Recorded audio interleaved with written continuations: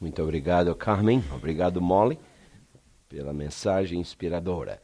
Gostaria de mais uma vez estender os meus cumprimentos a todos, e especialmente a você que está nos visitando. É sempre uma alegria ter você entre nós. Eu vejo aqui ao lado da Emeline, a Joyce, não é isso? Bom ter você aqui com a gente, Joyce. Que você venha mais vezes. E é uma satisfação rever rostos familiares e ver entre nós rostos novos. Nós, como igreja de Deus aqui na terra, e eu procurarei ser breve, eu havia preparado uma mensagem, mas pela exiguidade de tempo, penso que vou deixá-la para um outro momento. Já estamos com a hora bastante avançada. E nós queremos convidá-los a refletir conosco numa outra mensagem que penso ser muito oportuna para esse momento e por isso decidimos trazê-la. Nós estamos vivendo em momentos muito especiais e o inimigo de nossas almas, ele sabe que nós estamos vivendo esses momentos muito especiais. A Bíblia, inclusive, diz: ai da terra e do mar, ai dos que neles habitam, porque o diabo desceu até vós e sabe que pouco tempo lhe resta. Ele desceu até vós e tem grande ira, diz o texto, sabendo que pouco tempo lhe resta. Satanás, sabendo, irmãos, que há pouco tempo para ele trabalhar, ele está fazendo hora extra. E nós, muitas vezes, estamos vivendo como se nós tivéssemos muito tempo ainda.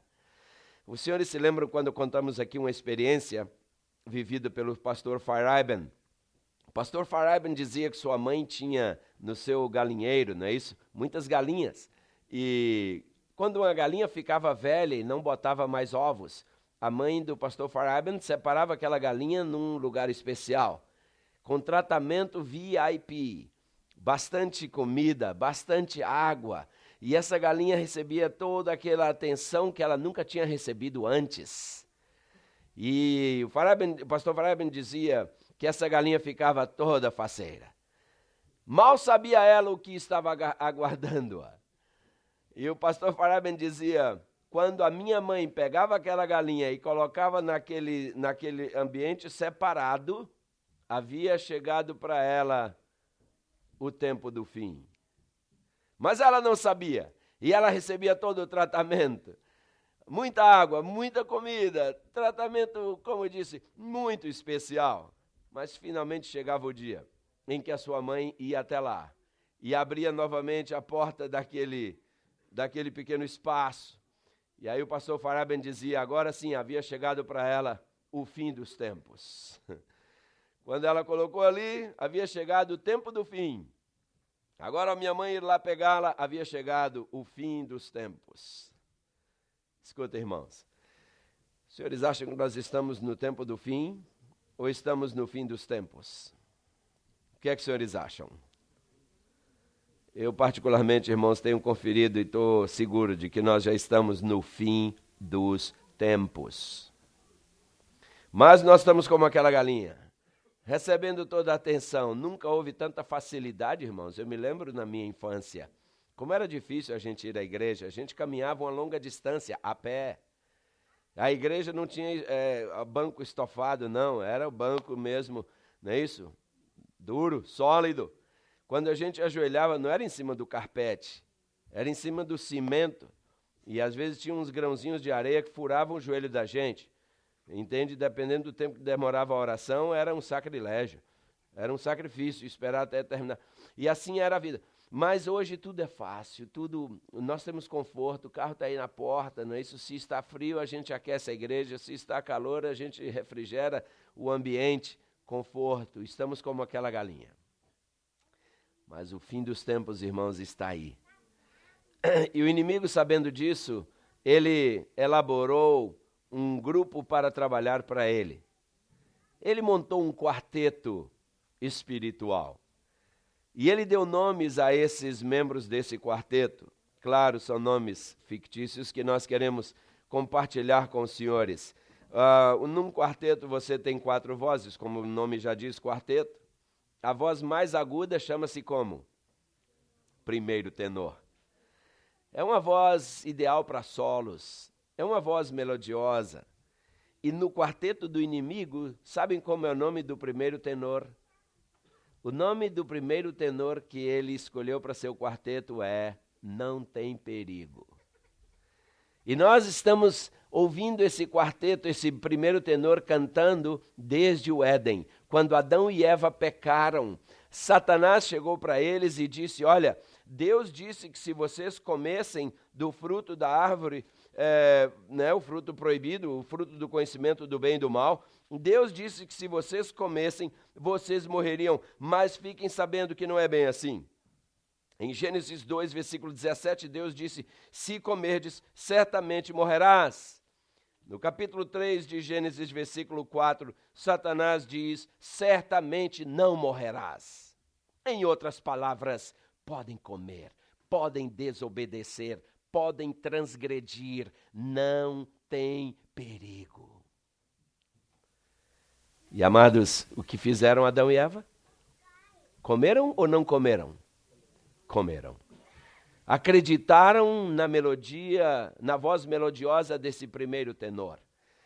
Esse primeiro tenor cantou também nos dias de Noé. Deus havia mandado Noé pregar, anunciando que o mundo seria destruído por um dilúvio. A maldade do homem havia chegado a um ponto que Deus disse, chega.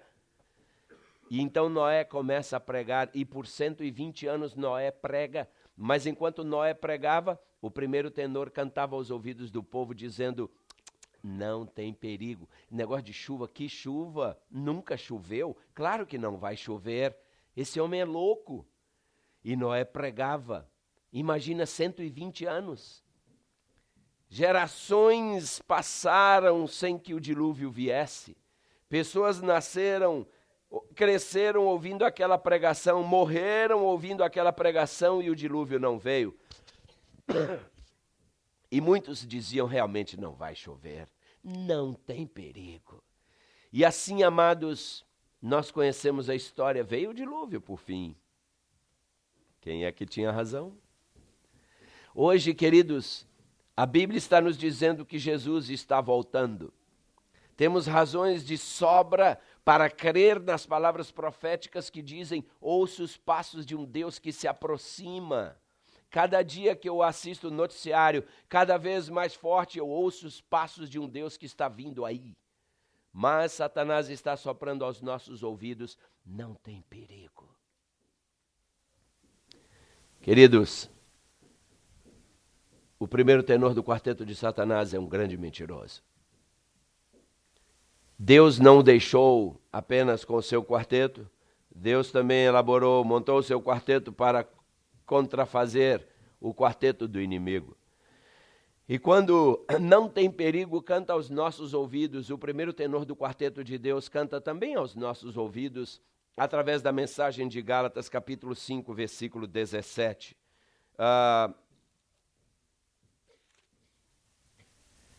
Não é Gálatas 5, 17, é Gálatas 6, versículo 7. Em Gálatas 6, versículo 7, quando o primeiro tenor do inimigo, do quarteto do inimigo canta aos nossos ouvidos, não tem perigo, o primeiro tenor do quarteto de Deus canta aos nossos ouvidos a melodia que está em Gálatas 6, 7.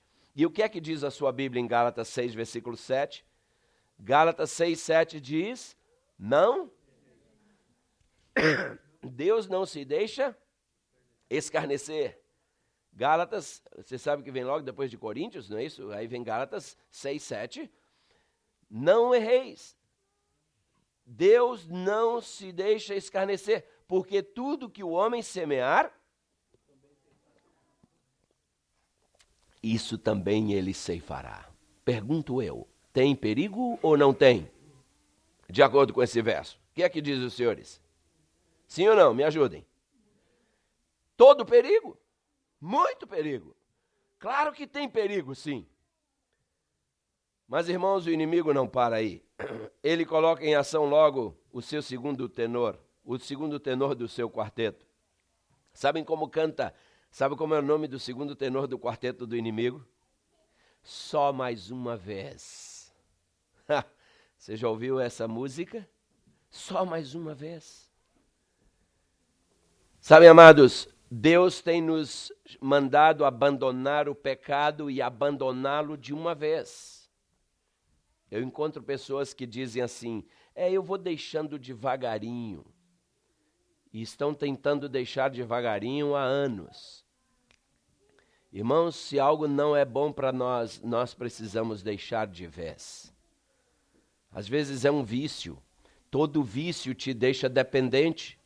E quando você rompe com um vício, você sente a princípio o impacto, a cabeça dói, dá vômito, dá isso e dá aquilo, porque eu rompi com um vício. E meu corpo quer ser alimentado por aquele vício. E se eu não o alimento, o corpo reage de forma rebelde.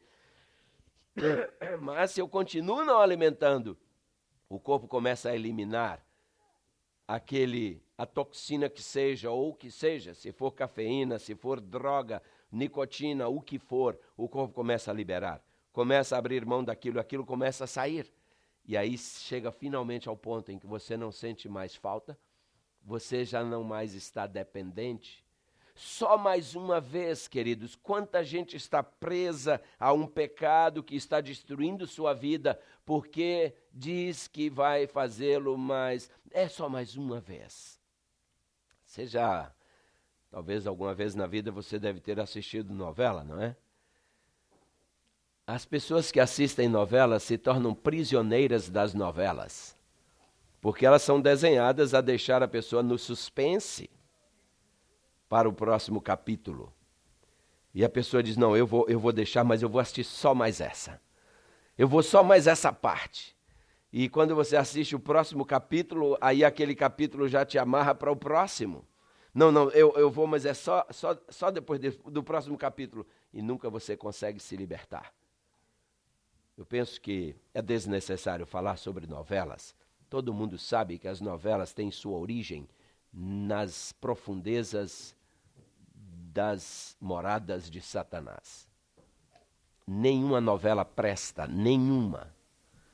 Você só vai encontrar em novelas coisas que tendem a destruir você, emocionalmente, socialmente, financeiramente, espiritualmente, moralmente e vamos por aí mais outras mentes.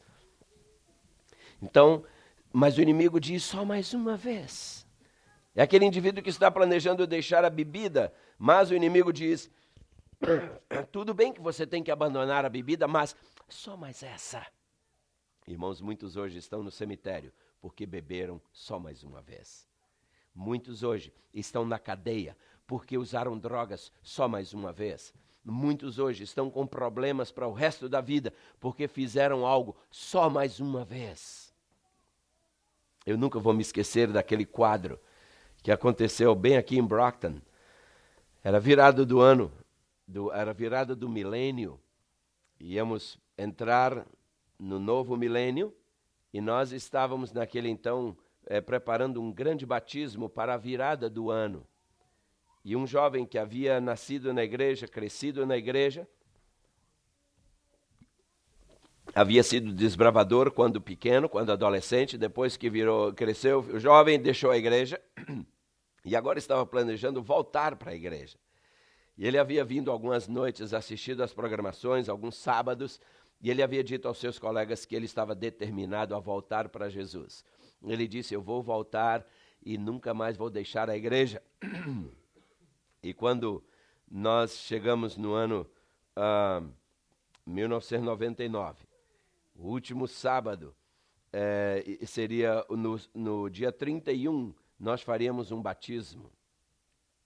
E no sábado anterior, antes do dia 24 de dezembro, eu me lembro que o apelo era, nós estávamos querendo que, o convite era para iniciarmos um novo milênio com uma nova vida.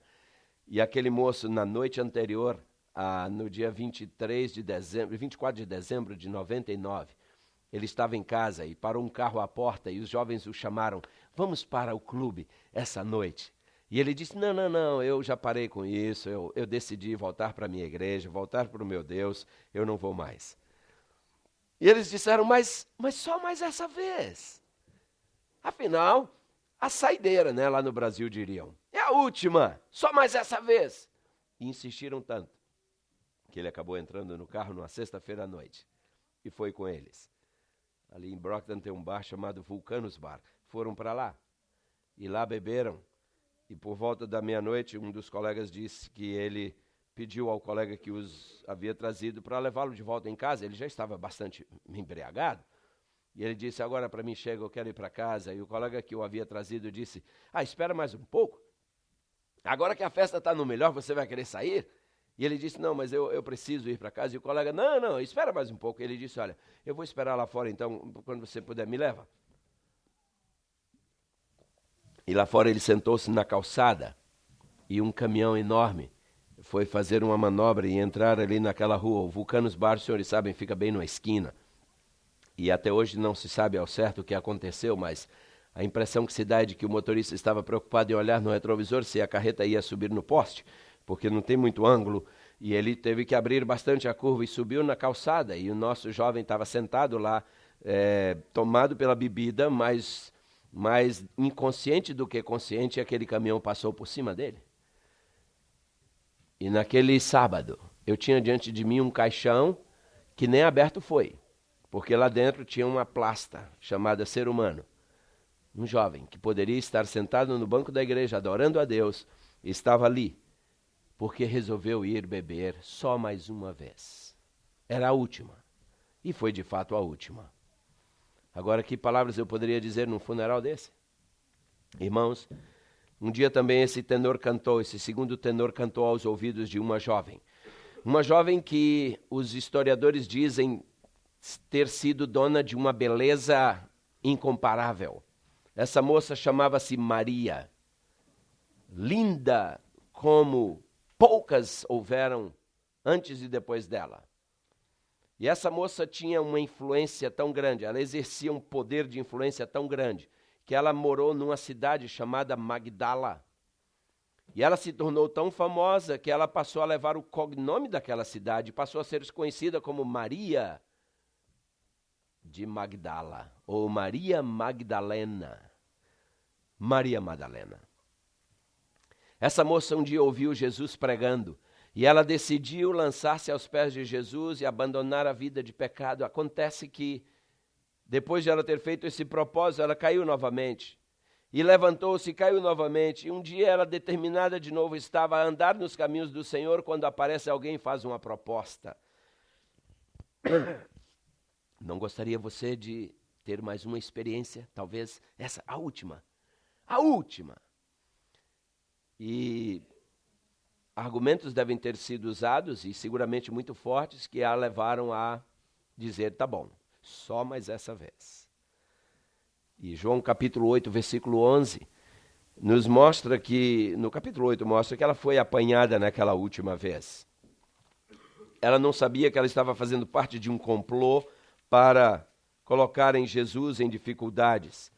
E agora o capítulo 8 de São João registra aquela mulher sendo flagrada no ato do adultério. Irmãos, uma coisa eu pergunto, onde está o homem nessa história? Ninguém faz menção dele? Ninguém quer saber quem foi o homem, ela não estava adulterando sozinha. Ainda hoje, meninas da minha igreja, continua sendo assim. As meninas sempre levam a pior.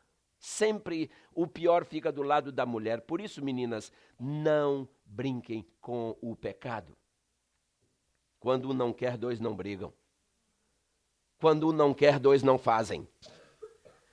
Os rapazes, quando querem algo, eles prometem carregar água na peneira. Os rapazes, quando querem algo, se tornam as pessoas mais dóceis, mais amáveis, mais bondosas, mais corteses do planeta. Mas depois que conseguem o que querem, viram as costas, trocam de camisa e não foi comigo. Assim foi nesse caso. Se hoje é assim, imagina naquela época, numa cultura extremamente machista. Ela foi apanhada, arrastada pelos cabelos pelas ruas, queridos. Jesus estava na frente do templo. O dia estava começando ainda. Era momento de, nós chamaríamos hoje, era o rush hour. O povo estava indo para o trabalho. Uma pequena multidão havia se aglomerado para ouvir Jesus pregar. E aqueles algozes agora arrastam aquela mulher pelas ruas, chamando a atenção de todos. Lembrem-se, era rush hour. E muitos acompanharam aquilo por mera curiosidade e viram quando ela foi lançada aos pés de Jesus como um objeto. E ela sabia, chegou o meu fim. Porque a lei mandava apedrejar. Apanhada em adultério. Eu imagino, a Bíblia não diz, mas eu não tenho nenhuma... nada me leva a pensar que esses homens foram corteses a ponto de esperá-la se vestir. Eu não creio. Que eles disseram, ok, veste a roupa aí que a gente vai levar você. Duvido. Eles a arrastaram como ela estava. Imaginem a vergonha dessa mulher. Imaginem. E a lançam aos pés de Jesus. Irmãos, o pecado tem um preço muito alto. O pecado é doce, mas ele não alimenta. Satanás, quando quer nos induzir à tentação, ele pinta o pecado de cores maravilhosas, cintilantes. E hoje, assim, o pecado está se tornando tão sofisticado que nós não achamos que ele é mais pecado. O pecado hoje vem disfarçado, queridos. Os cinemas nunca foram tão sofisticados para parecer um ambiente familiar. E muitos hoje vão ao cinema e vão em família. E dizem, não é tão mal assim. Já foi, agora não é mais. Desde quando o pecado melhorou? A minha Bíblia diz que o pecado vai de mal a pior. Mas o inimigo sofistica o ambiente. Prostituição antes era algo que acontecia em antros de prostituições que pessoas de bem nem passavam perto.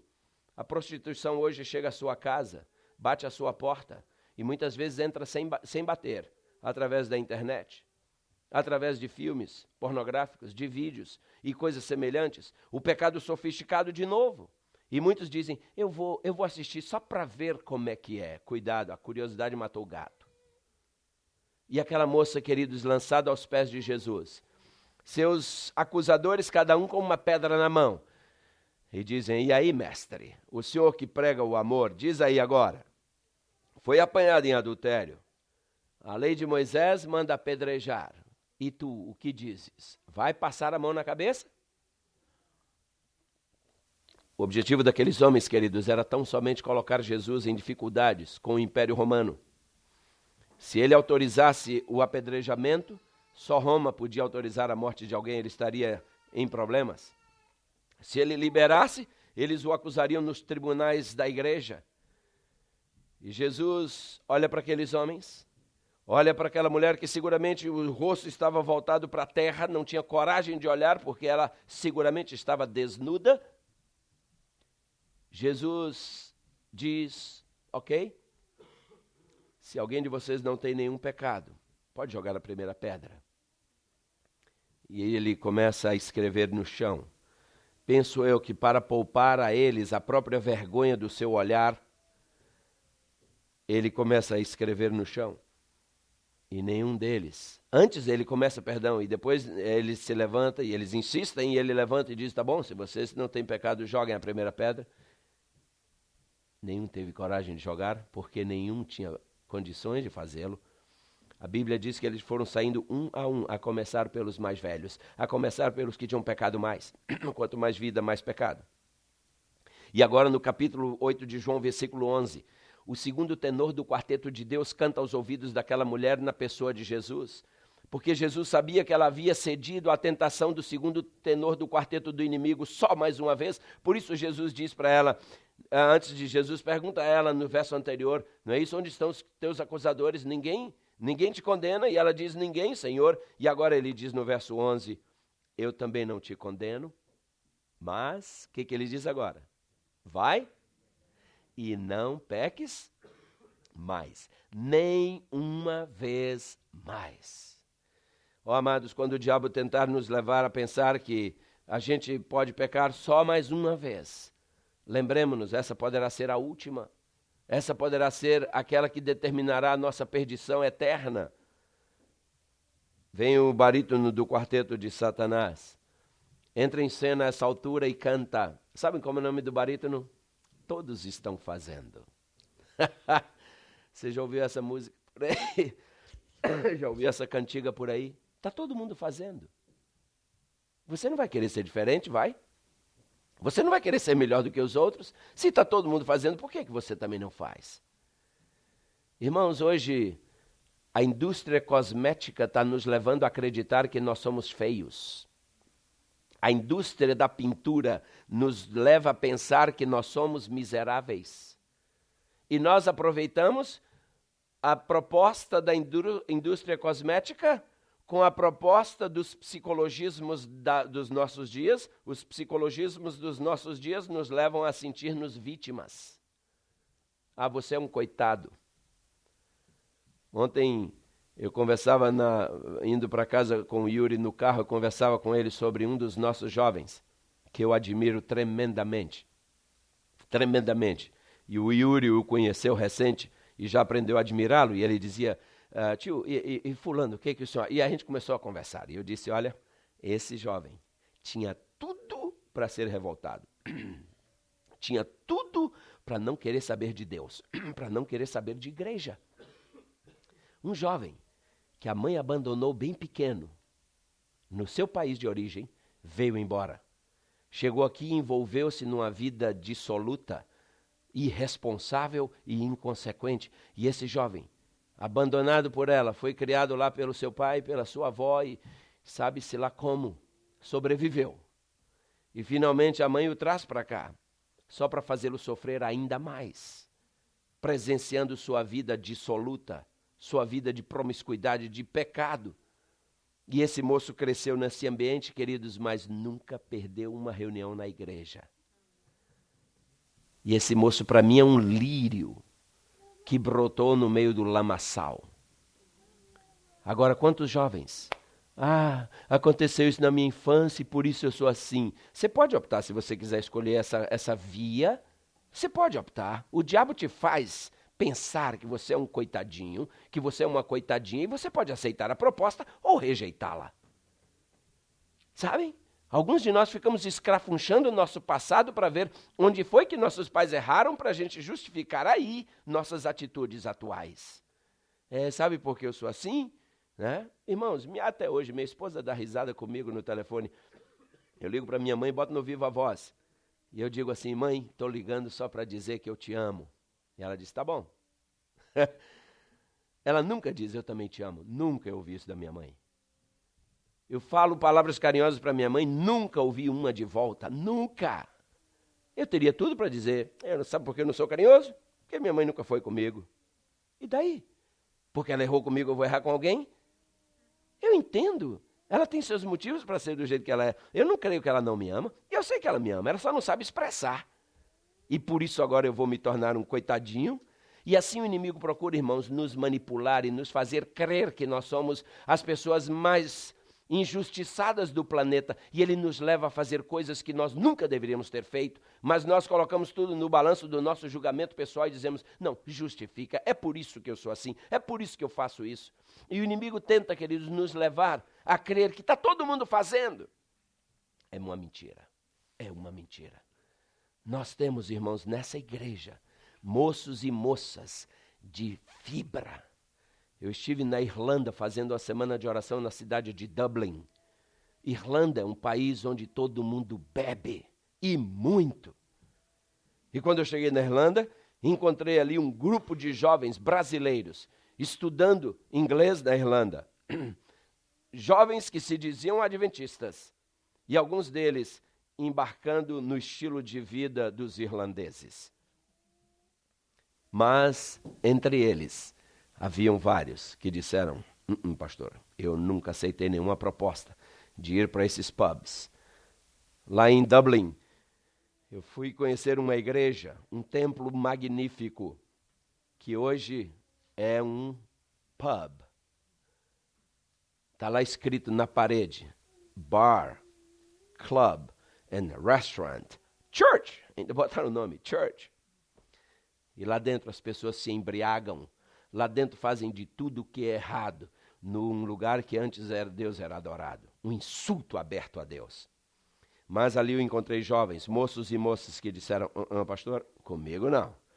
E que semana de oração abençoada foi aquela, porque outros mudaram seu comportamento, mas, amados, todos estão fazendo uma grande mentira. 1 Reis, no capítulo 19, nos mostra que um dia o primeiro tenor, o barítono do quarteto de Satanás, cantou essa melodia mentirosa aos ouvidos do profeta Elias, um homem de Deus. E é interessante, queridos, que Elias chegou ao ponto de pensar que realmente todos já haviam abandonado o Senhor, todos estavam fazendo. Notem só 1 Reis 19, versículo 14. Elias falando com Deus aí, ele diz, 1 Reis capítulo 19, versículo 14, e ele diz então para Deus, acharam 1 Reis 19, 14? Ele diz, eu tenho sido em extremo zeloso pelo Senhor Deus dos exércitos, porque os filhos de Israel deixaram teu concerto, derribaram os teus altares e mataram os teus profetas à espada. E quantos restaram? O que ele diz agora? Só eu fiquei. Está todo mundo fazendo, Senhor. O Senhor está entendendo por que eu estou deprimido aqui no fundo dessa caverna? Todo mundo está fazendo, só eu fiquei. Eu sou o único justo aqui. Eu não aguento mais. Eu vou também me entregar. E Deus diz a ele o que no verso 18? O que diz? Verso 18 diz, também eu fiz ficar em Israel o que, irmãos? 7.000 que não fizeram o quê? Não dobraram os joelhos a Baal e toda a boca que não o beijou. Irmãos, lembremos-nos, o número 7 na Bíblia representa mais do que numericamente 7. O número 7 nas Escrituras, irmãos, representa totalidade. O número 7 representa a perfeição. Então Deus estava usando esse número simbolicamente para dizer, Elias, eu tenho um tremendo exército que nunca dobrou os joelhos a Baal. Então você não é o único não, Elias. Está todo mundo fazendo conversa, Elias. Isso é mentira. O tempo, irmãos, exige que nós avancemos rápido. O barítono do quarteto de Satanás cede lugar agora ao baixo. Sabem como é o nome do baixo desse quarteto? Mais tarde. Mais tarde. Queridos, quantas vezes esse baixo tem cantado, especialmente quando chega a hora de você fazer uma decisão de mudar de vida. O baixo canta aos seus ouvidos, mais tarde. Para que pressa? Não precisa ser agora. Tudo bem que você queira mudar, eu acho que você deve mudar, mas por que tem que ser agora? Depois. Isso me faz lembrar quando eu era criança e eu ia comprar pão. Nós tínhamos lá perto da minha casa um armazém onde a gente comprava pão.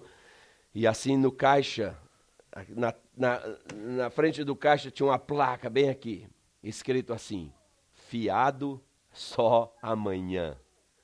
Sabem o que é fiado, não é? Lá em Portugal usam também esse termo, fiado. Né? Fiado só amanhã. E quem quer comprar fiado, vai embora, no outro dia volta, e a plaquinha diz o quê? Fiado só amanhã. Vai comprar fiado quando? Nunca. Porque esse amanhã é uma mentira.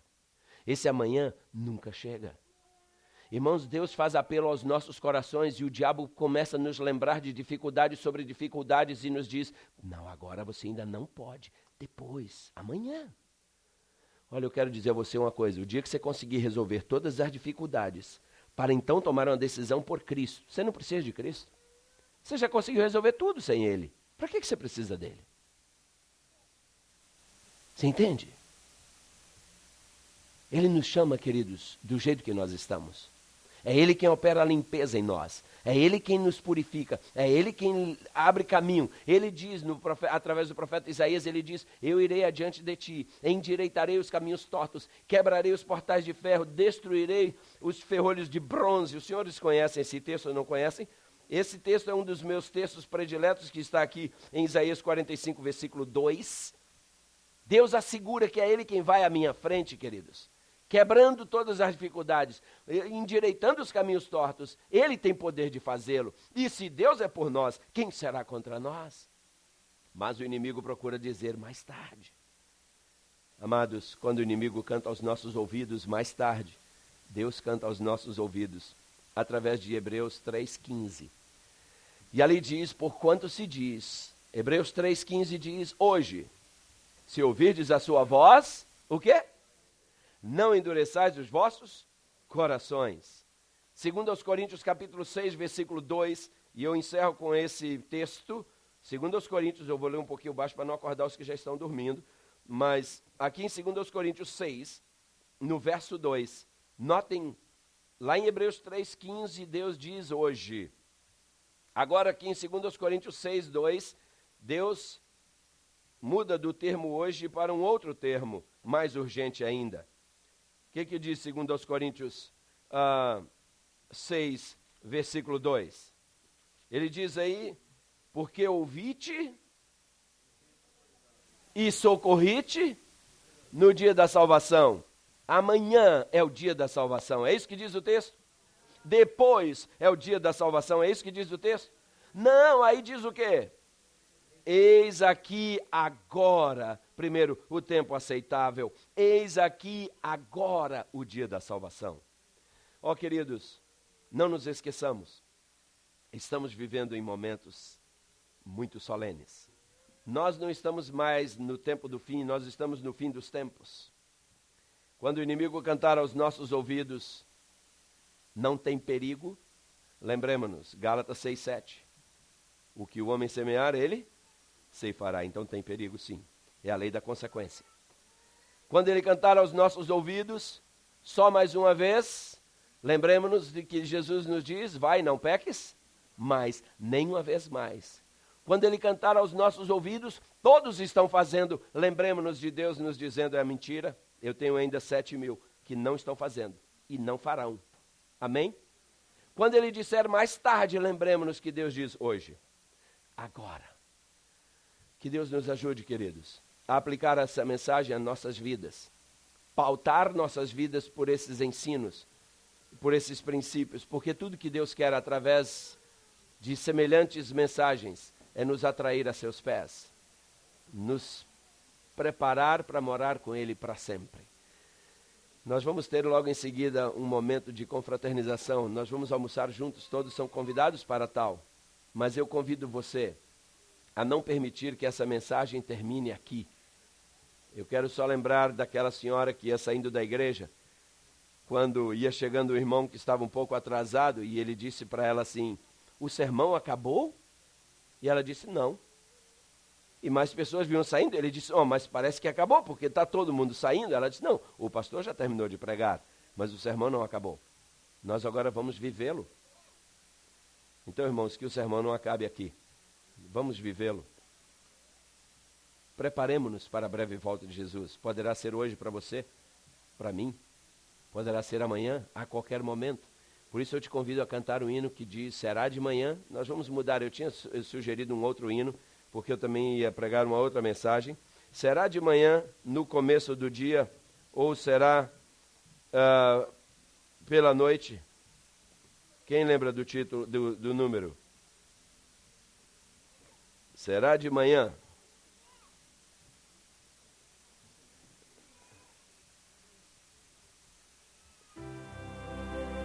Vamos cantar de pé então, esse hino, em louvor ao nosso Deus, meditando em suas palavras.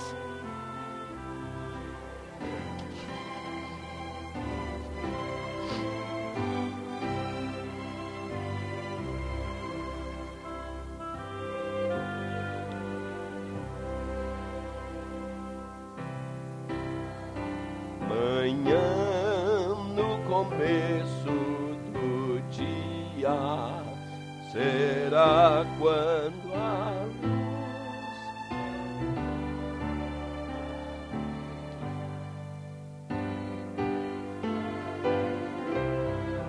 os anjos da glória receber deste mundo os seus. Oh, Jesus Salvador, Senhor, vamos cantar. Cristo volta.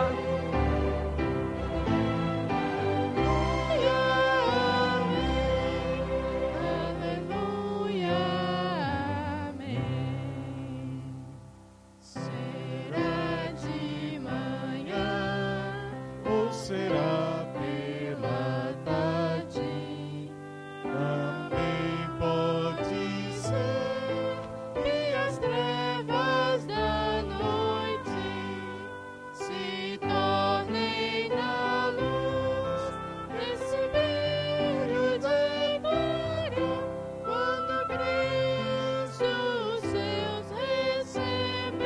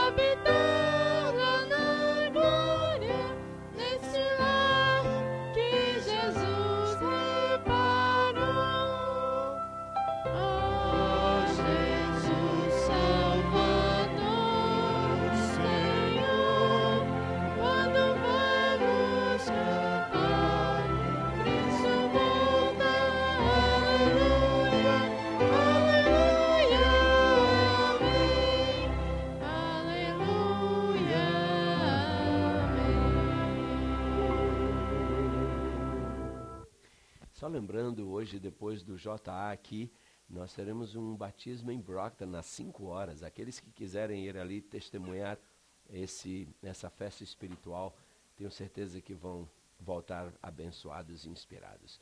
Pai, obrigado por esse encontro.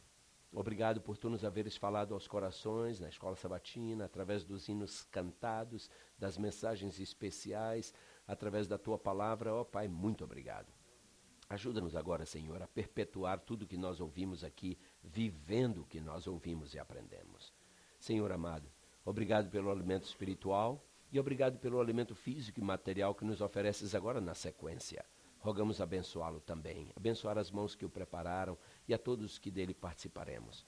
E assim como nós sentimos fome e sede do alimento físico, Pai, dá que nós sintamos diariamente fome e sede do alimento espiritual. Dá-nos um restante de sábado abençoado na tua companhia. Abençoa o culto jovem que acontecerá logo após o almoço e assim nos continue abençoando no restante dessa tarde. É a nossa oração em nome de Jesus. Amém.